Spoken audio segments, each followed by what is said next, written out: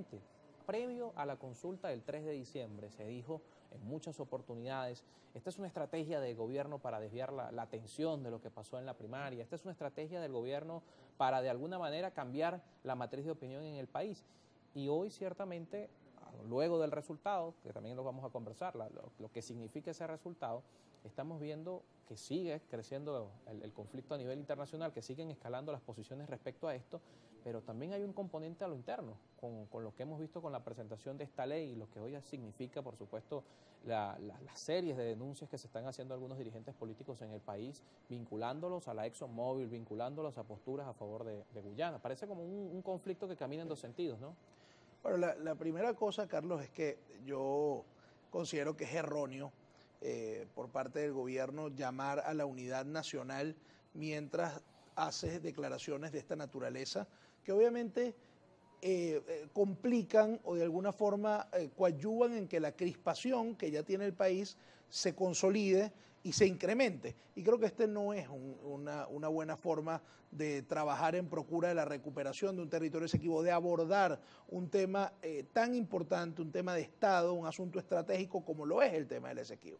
De tal manera que yo creo que el llamado tiene que ser un poco a la sensatez, ¿no? Si estamos llamando a la unidad nacional, si necesitamos de grandes consensos en procura de una estrategia consensuada para la recuperación del Esequibo, no puede ser que lo que se promueva desde el poder sea precisamente mensajes que lo que buscan es dividir, que lo que buscan es de alguna forma tratar de obligar a un sector de la población y particularmente de la vida política nacional hacia un mismo discurso que es impropio de un país que tiene una pluralidad y donde además el asunto del Esequibo se ha estudiado en algunos espacios durante muchos años y hay, bueno, diferencias de opiniones, como es natural, claro, en torno a cuál debe ser el camino con respecto a la recuperación de este territorio. Está claro que pero estas diferencias no pueden ir en la posición contraria a los intereses del país. Eso también absolutamente, es pero es que yo creo realidad. Pero es que yo veo, Carlos, que hay un consenso en torno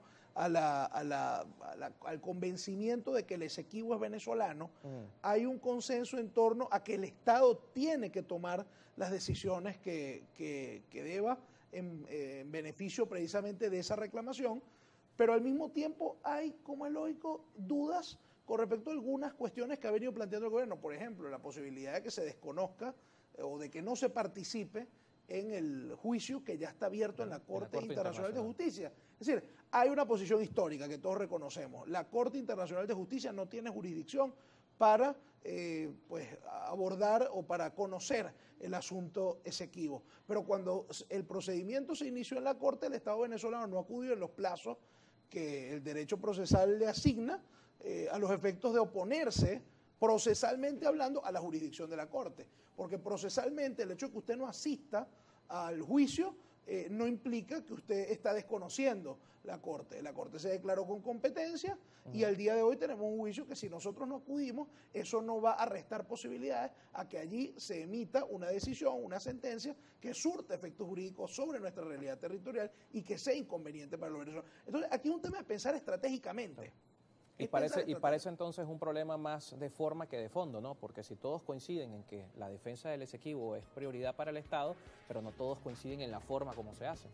Bueno, precisamente, entonces desde el gobierno, que tiene que ser el gran convocante, tiene que haber un sentido de amplitud, tiene que actuarse con sentido de Estado precisamente, entender que todos son necesarios y de que hay que escuchar todas las voces, porque en la academia, en el mundo jurídico, en el plano de los historiadores, hay grandes conocimientos que pueden ser aprovechados positivamente y estudios, pues digamos, de décadas atrás, que son fundamentales a los efectos de poder preparar una buena defensa ante la Corte Internacional de Justicia. Insisto, aquí no es un tema de que desconocemos no la Corte. El desconocimiento de la Corte Internacional de Justicia es un hecho histórico, es una posición histórica del Estado venezolano. Pero como quiera que nos interese recuperar el territorio Esequibo, entonces hay que actuar con sentido pues práctico, con pragmatismo y con los pies en la realidad.